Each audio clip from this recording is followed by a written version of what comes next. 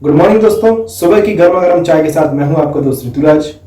नया दिन है, नई सुबह है तो नई जानकारियां भी होनी चाहिए। करंट अफेयर्स के साथ, डेली का करंट अफेयर्स के साथ मैं आपके लिए लेकर आया हूं क्विज। सब्सक्राइब करिए मेरे चैनल को। अगर वीडियो पसंद आए तो लाइक करना ना भूलिए।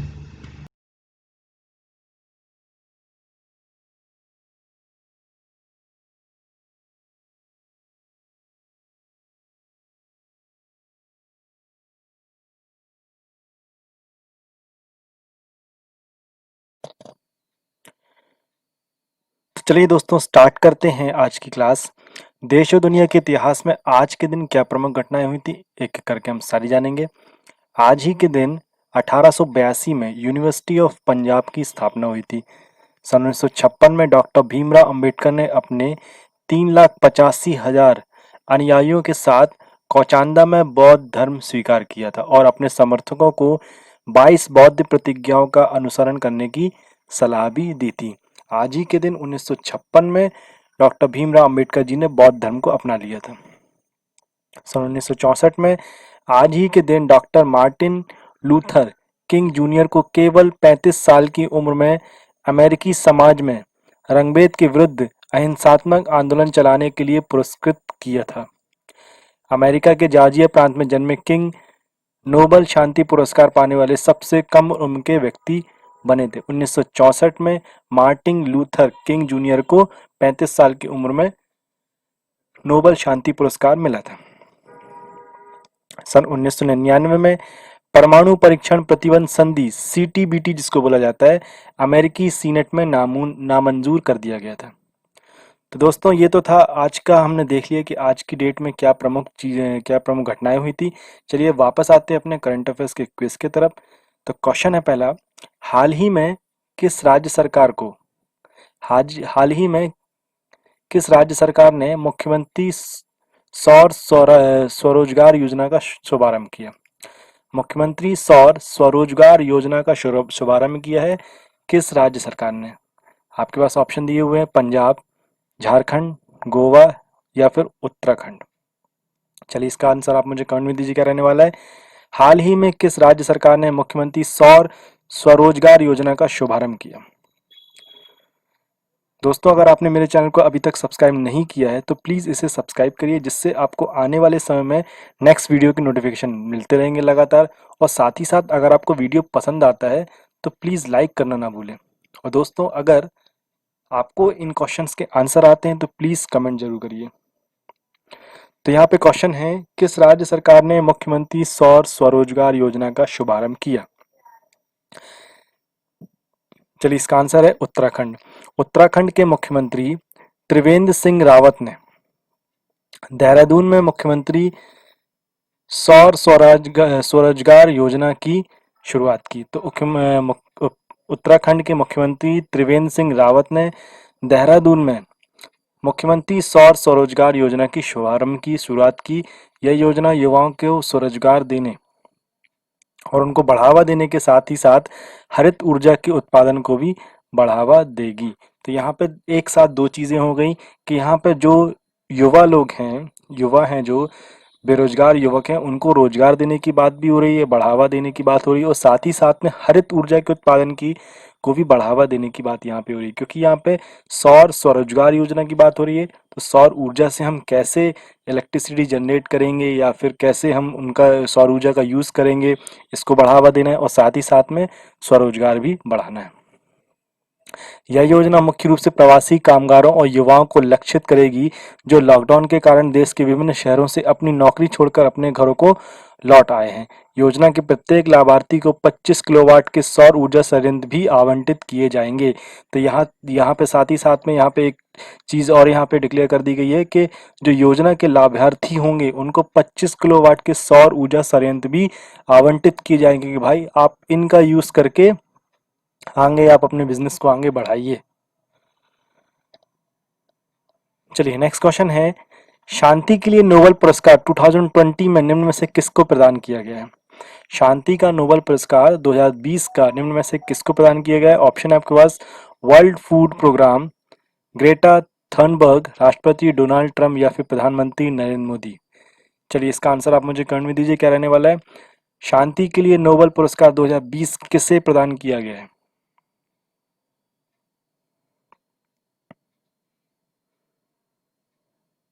चलिए, इसका आंसर है वर्ल्ड फूड प्रोग्राम। नॉर्वे की नोबेल कमेटी ने इस साल के नोबेल शांति पुरस्कार के लिए वर्ल्ड फूड प्रोग्राम WFP को सम्मानित किया। इस संस्था के द्वारा भूख की समस्या निपटने हेतु उल्लेखनीय प्रयासों के तहत इसे सम्मान दिया गया है। पिछले साल इथोपिया के प्रधानमंत्री एबी अहमद अली को इस सम्मान से नवाजा गया था। वर्ल्ड फूड प्रोग्राम ने साल 2019 में 88 देशों में करीब 100 मिलियन लोगों को सहायता पहुंचाई थी जो गंभीर भुखमरी से शिकार थे। वर्ल्ड फूड प्रोग्राम भुखमरी मिटाने और खाद्य सुरक्षा पर केंद्रित संयुक्त राज्य एजेंसी है।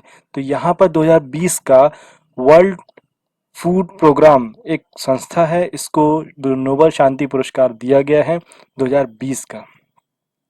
और पिछले साल 2019 में इथोपिया के प्रधानमंत्री एबी अहमद अली को दिया गया था नोबेल शांति पुरस्कार 2019 का। चलिए आगे बढ़ेंगे। नेक्स्ट क्वेश्चन है, विश्व मानसिक स्वास्थ्य दिवस निम्न में से किस दिन मनाया जाता है? चलिए, इसका आंसर आप मुझे कमेंट में दीजिए, क्या रहने वाला है। ऑप्शन है 10 जनवरी, 10 अक्टूबर, 12 मार्च या फिर 15 अप्रैल। विश्व मानसिक स्वास्थ्य दिवस निम्न में से किस दिन मनाया जाता है?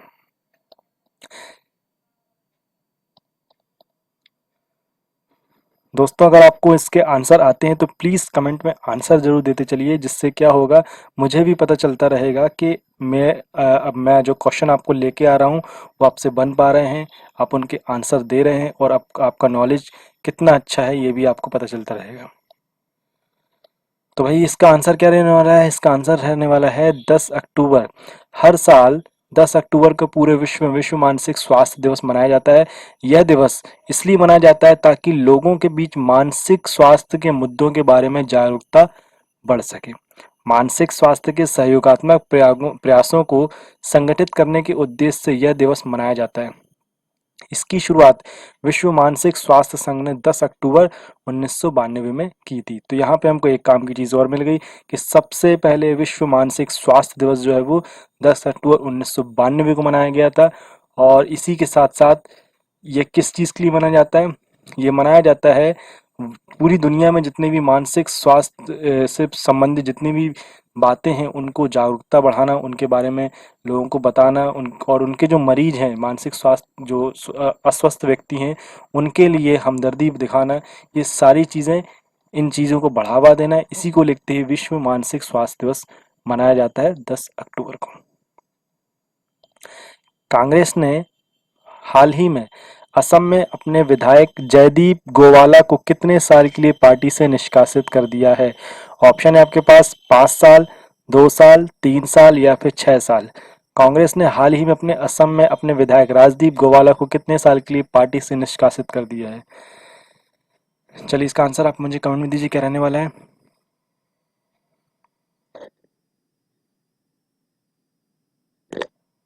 चलिए, इसका आंसर है 6 साल।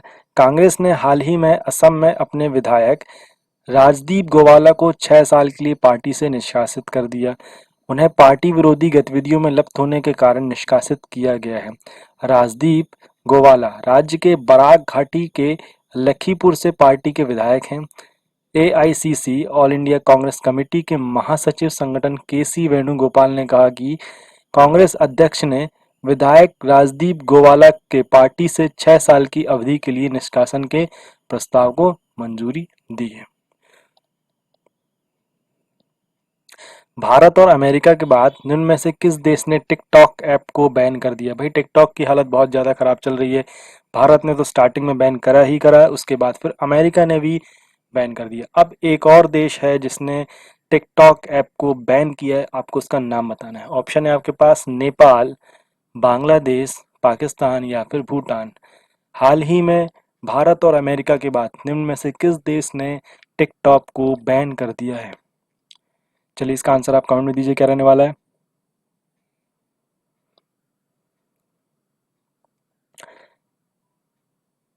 चलिए, इसका आंसर है पाकिस्तान। पाकिस्तान ने टिकटॉक को बैन करने का फैसला किया है।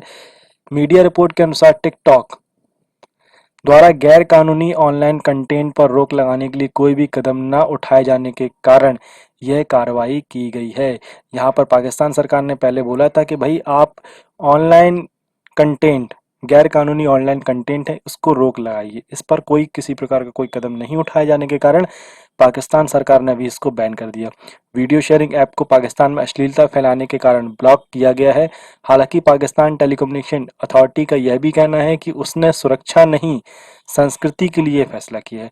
तो यहाँ पर बात करी गई है, पाकिस्तान ये बोल रहा है कि भाई हमने जो टिकटॉक ऐप बैन किया है वो सुरक्षा की दृष्टि से देखते हुए नहीं। जैसे हमारे भारत में ये बताया गया था कि हमने ये सुरक्षा की दृष्टि से देखते हुए इसको बैन किया है, तो पाकिस्तान इसकी अपोजिट बात कर रहा है। बोला हम सुरक्षा की दृष्टि से इसको बैन नहीं कर रहे हैं, हम इसको बैन कर रहे हैं संस्कृति की दृष्टि से, क्योंकि इससे हमारे पाकिस्तान में अश्लीलता फैल रही है।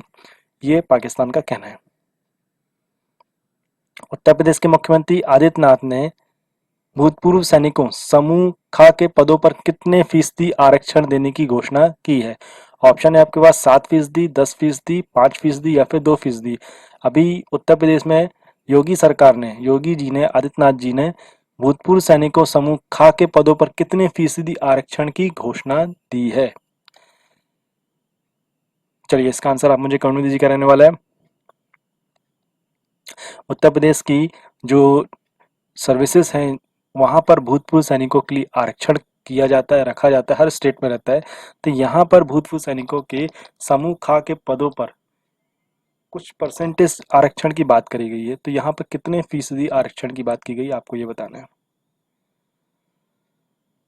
चलिए इसका आंसर है 5%। उत्तर प्रदेश के मुख्यमंत्री योगी आदित्यनाथ भूतपूर्व सैनिकों समूह ख के पदों पर 5% आरक्षण दिए जाने की घोषणा की। उत्तर प्रदेश सेवा अधिनियम 1993 की धारा 1 खंड 1 का में संशोधन की कार्रवाई के लिए प्रदेश सरकार ने अनुमति दी है। इस 5% आरक्षण में थल सेना, नौसेना, वायुसेना तीनों सेनाओं से रिटायर्ड और पूर्व सैन्यकर्मी शामिल होंगे। यह आरक्षण समूह ख के कर्मचारियों के लिए किया गया है। तो यहाँ पर ये क्लियर कर दिया गया है कि यूपी सरकार में अगर आप नौकरी चाहते हैं, तो अगर भूतपूर्व सैनिक हैं, चाहे वो किसी भी आप सेना से हो, थल सेना, वायुसेना या फिर नौसेना, किसी से भी सेना से हो, रिटायर्ड हुए आप, तो आपको 5% यहाँ पे हम आरक्षण देंगे यूपी गवर्नमेंट में नौकरी के लिए। चलिए आगे बढ़ते हैं। भारतीय मूल के विख्यात शिक्षाविद श्रीकांत दातारा को किस स्कूल का डीन नामित किया गया है। ऑप्शन है आपके पास Harvard Business School, Gargi College, Stanford Business School या फिर लंदन बिजनेस स्कूल। चलिए इसका आंसर आप मुझे कमेंट में दीजिए, क्या रहने वाला है। भारतीय मूल के विख्यात शिक्षाविद श्रीकांत दातार को किस स्कूल का डीन नामित किया गया है। चलिए इसका आंसर दीजिए। चलिए इसका आंसर रहने वाला है हार्वर्ड बिजनेस स्कूल। भारतीय मूल के श्रीकांत दातार को हार्वर्ड बिजनेस स्कूल का नया डीन नियुक्त किया गया है। वह 1 जनवरी 2021 से यह पद संभालेंगे। श्रीकांत दातार काफी लंबे समय से इस बिजनेस स्कूल से जुड़े हैं और अपनी जिंदगी के 25 साल इसे दे चुके हैं। हार्वर्ड बिजनेस स्कूल के नाम पर 112 साल का इतिहास है और श्रीकांत दातार इसके 11वें डीन हैं। श्रीकांत दातार हार्वर्ड बिजनेस स्कूल के प्रोफेसर के तौर पर अपनी सेवाएं दे चुके हैं। किस राज्य ने देश में पहला घर घर जल राज्य बनाने का अनूठा गौरव हासिल किया है। ऑप्शन है आपके पास पंजाब, दिल्ली, गोवा या फिर बिहार। किस राज्य ने देश में पहला हर घर जल राज्य बनने का अनूठा गौरव हासिल किया है।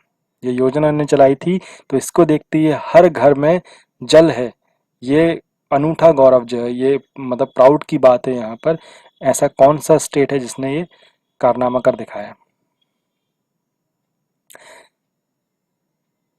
चलिए इसका आंसर है गोवा।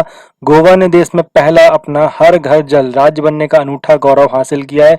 गोवा ने सफलतापूर्वक 2.30 लाख ग्रामीण परिवारों को कवर करते हुए ग्रामीण क्षेत्रों में 100% चालू घरेलू नल कनेक्शन FSTC उपलब्ध कराया है। सरकार के जल जीवन मिशन का लक्ष्य साल 2024 तक सभी गांवों को पाइप से पानी मुहैया कराना है। तो यहाँ पे हमको काम की चीज क्या मिल गई कि भारत सरकार की तरफ से जल जीवन मिशन लक्ष्य जो है उसके अनुसार 2024 तक सभी गांवों में पाइप के थ्रू पानी मुहैया कराने की बात यहाँ पे करी गई है।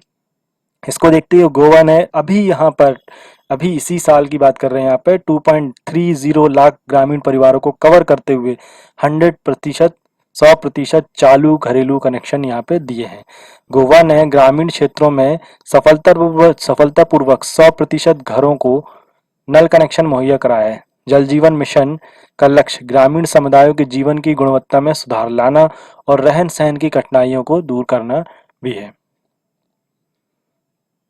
चलिए नेक्स्ट क्वेश्चन है, किस राज्य सरकार की कैबिनेट ने राजधानी में ट्री ट्रांसप्लांटेशन पॉलिसी को मंजूरी दे दी है? ऑप्शन है आपके पास बिहार, झारखंड, केरल या फिर दिल्ली। किस राज्य सरकार ने कैबिनेट ने राजधानी में ट्री ट्रांसप्लांटेशन की मंजूरी दे दी है? चलिए इसका आंसर आप मुझे कमेंट में दीजिए, क्या रहने वाला है? ट्री ट्रांसप्लांटेशन पॉलिसी को मंजूरी दे दी है किस राज्य सरकार ने? चलिए इसका आंसर है दिल्ली। दिल्ली सरकार की कैबिनेट ने राजधानी में ट्री ट्रांसप्लांटेशन पॉलिसी को मंजूरी दे दी। इसके तहत अब किसी भी प्रोजेक्ट में आने वाले पेड़ों में से 80% को ट्रांसप्लांट करना अनिवार्य होगा। प्रोजेक्ट में आने वाले पेड़ों में 80% को ट्रांसप्लांट करने के साथ ही जितने पेड़ काटे जाएंगे उससे 10 गुना पौधे लगाने होंगे। दिल्ली सरकार ट्रांसप्लांटेशन काम करने वाली एजेंसियों का पैनल बनाएगी और संबंधित विभाग इनमें से किसी भी एजेंसी के काम करा सकेंगे। तो यहाँ पे बहुत अच्छा काम किया है दिल्ली सरकार ने यहाँ पे कि अगर आप किसी भी प्रकार का कोई काम करते हैं, डेवलपमेंट का काम करते हैं और अगर आपको पेड़ों को काटना पड़ रहा है तो उसके 10 गुना आपको पेड़ लगाने पड़ेंगे। ये पॉलिसी बनाई है दिल्ली सरकार ने। चलिए हाल ही में किस देश ने Rudra one anti radiation missile का परीक्षण किया? ऑप्शन है आपके पास चीन, नेपाल, भारत या फिर रूस। Rudra one anti radiation missile का सफल परीक्षण किया है किस देश ने हाल ही में? दोस्तों आपसे फिर से मेरा निवेदन है कि अगर आप मेरे इस वीडियो में नए हैं और अगर आपने अभी तक मेरे चैनल को सब्सक्राइब नहीं किया तो प्लीज़ इसे सब्सक्राइब करिए, जिससे आपको आने वाले समय में वीडियो के नोटिफिकेशन मिलते रहेंगे। हमारी क्लास रेगुलर चल रही है। मैं डेली आपके लिए सुबह करंट अफेयर के क्विज लेकर आता हूँ और हमारी हर मंथ स्पेशल क्लास रहती है और हर वीक में हमारा स्पेशल सेशन होता है संडे के दिन। चलिए इसका आंसर है भारत। भारत ने हाल ही में सफलतापूर्वक लड़ाकू विमान सुखोई 30 से Rudram one anti radiation missile का सफल परीक्षण किया। इस मिसाइल को defence research of development organisation DRDO ने तैयार किया है। यह मिसाइल हवा में भारतीय लड़ाकू विमान की मारक क्षमता को बढ़ाएगी और टेक्निकल कैपेबिलिटी को भी बढ़ाएगी। भारत में बनाई गई ऐसी पहली मिसाइल है जो किसी भी ऊंचाई से दागी जा सकती है। तो यहाँ पे हमने काम की चीजें क्या देख ली कि इस मिसाइल को किसी भी ऊंचाई से दागा जा सकता है, साथ ही साथ में सुखोई 30 से इसको लॉन्च किया गया है, सफल परीक्षण किया गया है।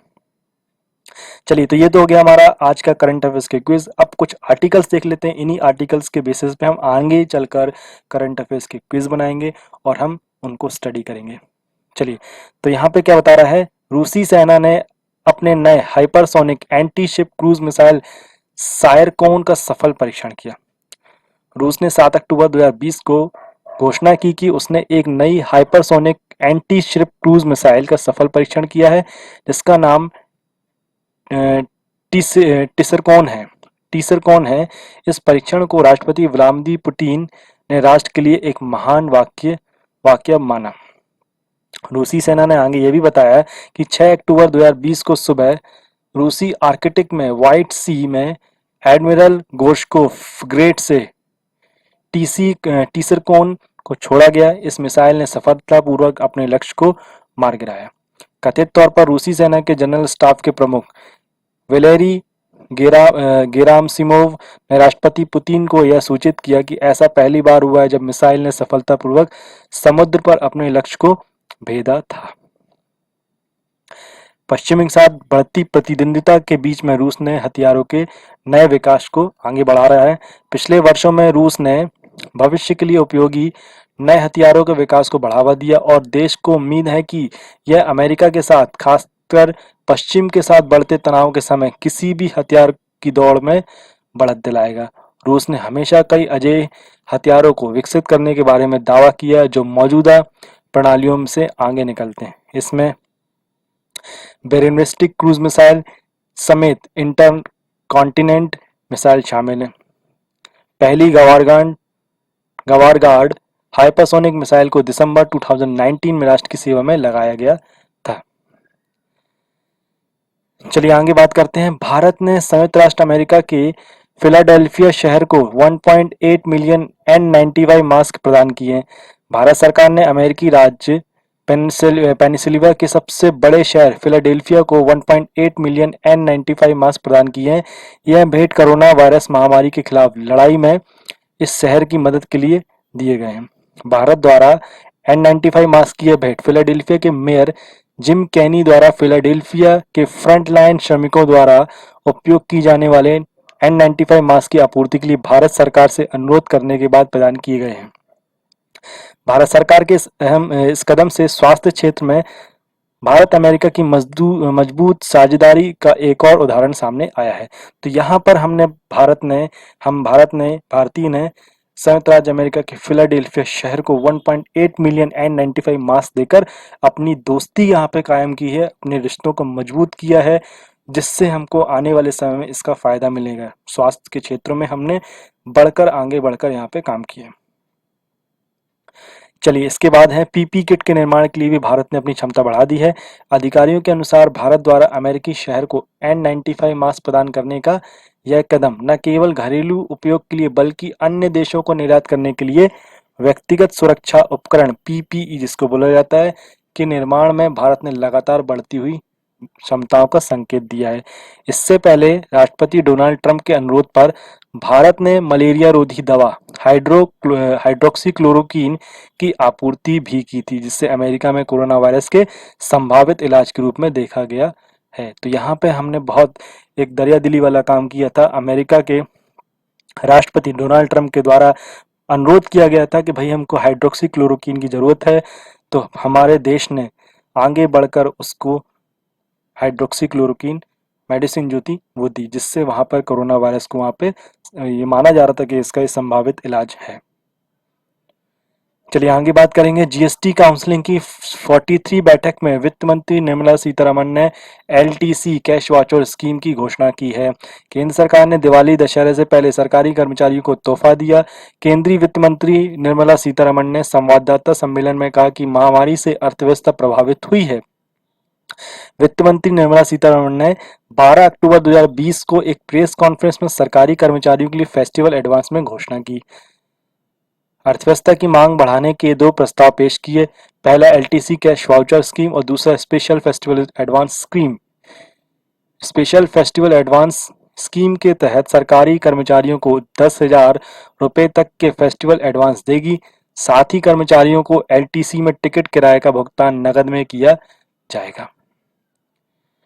अब यहाँ पे जो प्रेस कॉन्फ्रेंस हुई थी उसमें क्या प्रमुख बातें थी ये भी देख लेते हैं हम। वित्त मंत्री ने कहा कि एलटीसी नगद वाउचर योजना और विशेष त्योहार अग्रिम योजना शुरू की जाएगी। मांग को प्रोत्साहन के लिए एलटीए खर्च के लिए अग्रिम राशि दी जाएगी। एलटीसी के लिए नगद पर सरकार का खर्च 5,675 करोड़ रुपए बैठेगा। सार्वजनिक उपक्रमों और बैंकों को 1,900 करोड़ रुपए दिए जाएंगे। केंद्र सरकार ने सभी कर्मचारियों के लिए 10,000 रुपए के फेस्टिवल एडवांस की सरकार ने घोषणा की है। केंद्र सरकार इस योजना के इस तहत सभी रैंक और श्रेणी कर्मचारियों को 10,000 रुपए का प्रीपेड रुपए कार्ड भी देगी। इसके इस्तेमाल से 31 मार्च 2021 तक किसी भी त्योहार के लिए किया जा सकेगा। प्रेस कॉन्फ्रेंस में वित्त मंत्री ने एलटीसी कैश वाउचर की घोषणा की है। वित्त मंत्री निर्मला सीतारमण ने कहा कि एलटीसी कैश वाउचर के तहत सरकारी कर्मचारी यात्रा के लिए रिइंबर्समेंट की बजाय कैश क्लेम कर सकेंगे। यहाँ पे अब क्या होने वाला है कि बाद में अब यात्रा करने के बाद उसको अप्लाई करते थे पेमेंट के लिए, पर अब यहाँ पे कर दिया कैश वाउचर कर दिया कि आप कहीं जाना चाहते हैं तो उसके पहले आपको पैसा मिल जाएगा और आप यहाँ पे अपनी यात्रा कर सकते हैं। वित्त मंत्री निर्मला सीतारमण ने कहा कि कोविड-19 महामारी से इकोनॉमी पर विपरीत असर देखने को मिला है। आत्मनिर्भर पैकेज के और उसके बाद के पैकेज में गरीब और कमजोर तबकों की जरूरत को ख्याल रखा गया। केंद्र सरकार ने राज्यों को 50 साल के लिए ब्याज मुक्त कर्ज की पेशकश भी की, जिससे वे 12,000 करोड़ रुपए तक का पूंजीगत व्यय कर सकेंगे। तो दोस्तों ये तो हो गया आज का हमारा करंट अफेयर्स। Thank you.